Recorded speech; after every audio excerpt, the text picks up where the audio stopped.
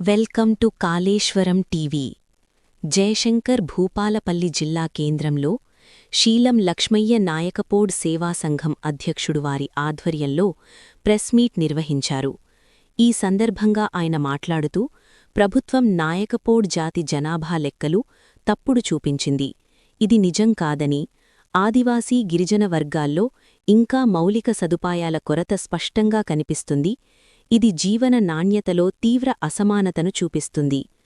ఉద్యోగాలు, ఉపాధి అవకాశాల విషయానికొస్తే పరిస్థితి మరింత స్పష్టంగా కనిపిస్తుందని ఆయన ప్రభుత్వంపై ఆవేదన వ్యక్తం చేశారు.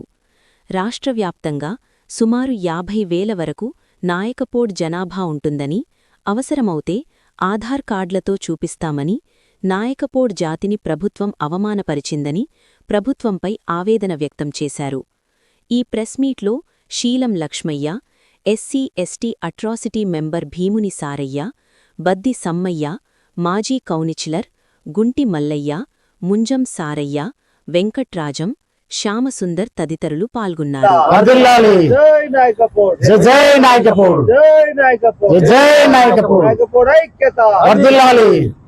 జై లక్ష్మీదేవరా, జై లక్ష్మీదేవరా, జై లక్ష్మీదేవరా, జై కోరం భీమ్, జై అంబేద్కర్, జై మధురామసుందర్.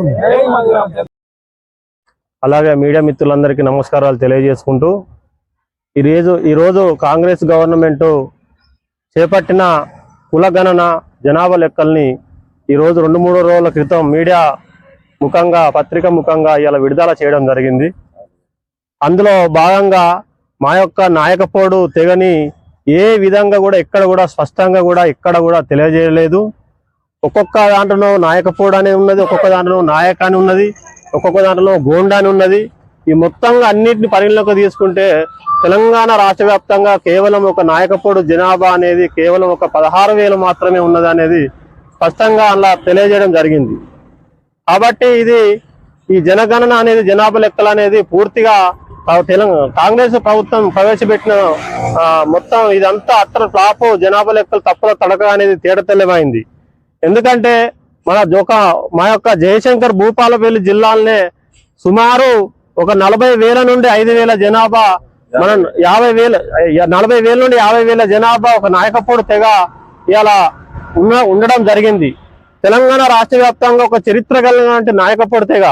ఒకప్పుడు రాజకొండ కేంద్రంగా రాజ్యాన్ని పరిపాలించినటువంటి తెగ ఈరోజు ప్రతాపగిరి గొత్తమ్మ గుట్టలు అయితేంది, అక్కడ మందమరిలా ఇలా మాందారి కిల్లా గుట్టలు అయితేంది, ఎక్కడ కూడా ఇక్కడ మన గట్టమ్మ దేవాలయాన్ని ఇవన్నిటిని పరిపాలించిన ఒక తెగని అత్యంత దారుణంగా ఇలా జనాభా లెక్కలలో చూపెట్టడం జరిగింది. అది అత్యంత దుర్మార్గం. ఇలా పాండవుల చరిత్ర కలిగినటువంటి ఒక మా యొక్క తెగని ఈరోజు తెలంగాణ వ్యాప్తంగా చాలా తక్కువ చేసి చూపెట్టడం ఇలా కరెక్ట్ కాదు. కాబట్టి మా యొక్క తెగకు సరైన గుర్తింపు ఇవ్వాలనేది కోరడం జరుగుతున్నది. ఇలా ఈ మంత్రి కాన్స్టిట్యూన్సీలో చూసుకుంటే ఎస్టీ ఎన్నోను పెట్టి ఒక పక్క నేత కన్యాలు కలుపుతున్నారు, ఒక పక్క ఆదిలాబాద్ డిస్టిక్ లో పోతే ఒక పక్క అక్కడ గోండుల్లాలు కలుపుతూ ఉన్నారు. ఒక మా యొక్క తెగని స్పష్టంగా భూపాలపల్లి గౌరవ కుల పెద్దలకు నమస్కారాలు తెలియజేస్తూ, మొన్న వచ్చినటువంటి పత్రిక ప్రకటనలో కులాల వారీగా జాబితా ప్రకటన చేసినారు. మరి ఆ యొక్క జాబితాలో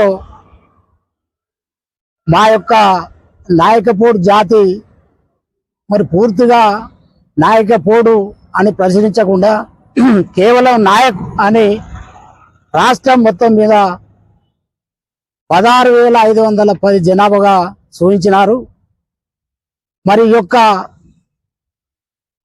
ఏదైతే ఆ ప్రకటన వచ్చిందో దాన్ని తప్పులో తడకగా మేము పరిగణిస్తూ మా యొక్క భూపాలపల్లి నాయకపోడు సేవా సంఘం తరఫున దాన్ని తీవ్రంగా వ్యతిరేకిస్తున్నాం.